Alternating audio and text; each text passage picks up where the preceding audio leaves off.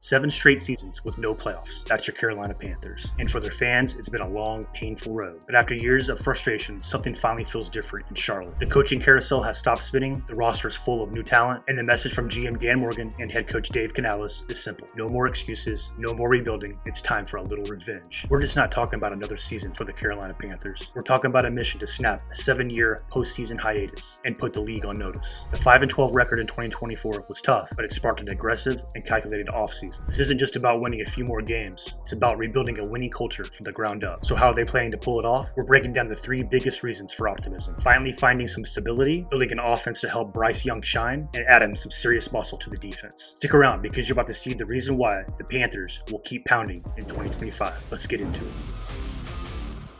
To understand why this year feels different, you have to look back at the chaos the Panthers are climbing out of. For fans, it has been a nightmare of inconsistency. Since their last playoff game, the team has been a revolving door of coaches, quarterbacks, and schemes. Think about it. 6 different head coaches in as many years, if you include the interims. You can't build a winner on that kind of shaky ground. Players were constantly learning new playbooks and adjusting to new coaching styles. It was nearly impossible for young guys to develop or for veterans to make an impact. The 2024 season was the low point, with a defense that gave up a staggering 534 points and an offense that just couldn't find a rhythm, even with some late season flashes from Bryce Young. The fans' frustration is completely justified. It has been a long 7 years, but that pain is exactly what fueled this franchise-altering offseason. The front office finally seems to have a clear plan, and they've been making decisive moves to back it up. Believe it or not, the most important move the Panthers made this offseason was doing absolutely nothing. For the first time since 2019, Carolina is heading into a season with the same general manager in Dan Morgan, the same head coach in Dave Canales, and the same starting quarterback in Bryce Young. It's hard to overstate how huge that is. Bryce Young doesn't have to learn a third offense in 3 years. He gets to master one. An offensive-minded coach like Dave Canales can now spend the year fine-tuning his system instead of just installing it. That continuity sends a ripple effect through the whole building. Players know what's expected, coaches have a full year of tape to evaluate their own guys, and the front office can sign players that fit a specific vision instead of just hoping someone works out. It's the kind of consistency that builds a real culture, and it's the foundation for this entire revenge tour. With stability in place, Dan Morgan's next job was obvious: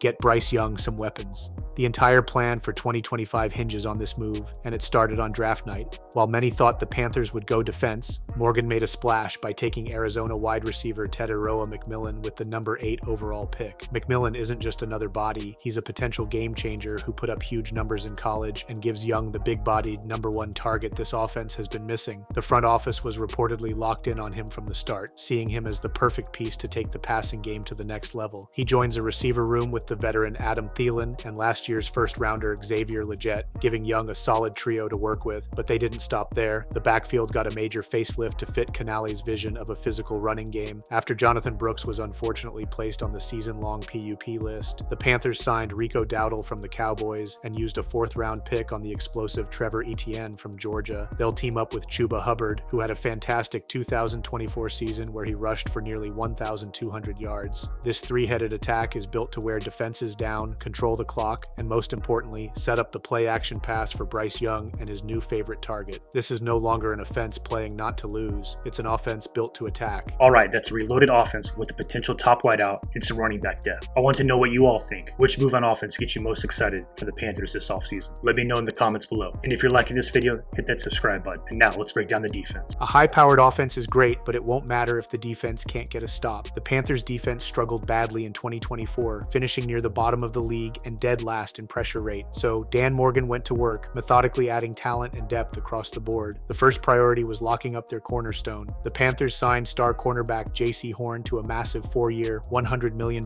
extension, making him one of the highest paid defensive backs in the league. Morgan called Horn a focal point of the defense, and this deal sends a clear message that they're building around their elite, homegrown players. With Horn secured, they turned to the rest of the secondary and the defensive line. They made a huge splash in free agency by signing safety Tre'von Moehrig to a 3-year, $51 million deal, immediately stabilizing the back end of the defense. They also added some much-needed size up front, signing defensive tackles Tershawn Wharton and Bobby Brown to help a run defense that got pushed around last year. These moves are even more important with star lineman Derek Brown coming back from the knee injury that wiped out most of his 2024 season. The draft added even more firepower. They picked up pass rusher Nick Scorton in the 2nd round and safety Lathan Ransom in the 4th, adding more young talent to the mix. This is no longer a defense that's going to get run over. It's being built to be physical, aggressive, and relentless. So, what does all this add up to for 2025? It means the Panthers are set up for their biggest turnaround in years. You've got stability from the top down, a quarterback armed with new weapons, and a defense that's been upgraded at every level. And here's one more reason for optimism: the schedule. Based on their opponents' 2024 records, the Panthers are slated to face the 5th easiest schedule in the NFL. Other projections based on 2025 Vegas win totals also rank their schedule as one of the easiest. That gives this revamped roster a golden opportunity to gel and stack some wins early. Vegas has their win total at a modest 6.5, but the pieces are there for them to fly past that number. The league is also taking notice, rewarding Carolina with a confirmed primetime game, a Monday Night Football matchup in Week 12 against the San Francisco 49ers. While no other primetime games are confirmed, you can bet this team has a few dates circled from their tough 2024 campaign. This revenge tour isn't about one specific team, it's about revenge against the last 7 years of losing. It's revenge against the narrative that this is an unstable franchise. It's about proving that the culture Dave Canales is building and the moves Dan Morgan is making are for real. The motivation is coming from inside that locker room, driven by a desire to bring winning football back to a fan base that has waited way too long. 7 years is a long time, but for the first time in what feels like forever, the Carolina Panthers have a real plan. It started with stability and a commitment to Bryce Young, and it was sealed with a defense built to hit back hard. The road ahead won't be easy, but the Panthers aren't rebuilding anymore. They're reloading. Years of frustration have been forged into something sharper: purpose. 2025 is the test. The mindset has shifted. The team isn't hoping to win, they're expected to. The revenge tour has officially begun. If you're riding with the Panthers this season, keep pounding that like button. Be sure to hit subscribe as we deep dive into more teams that missed the playoffs in 2024. And thank you for watching.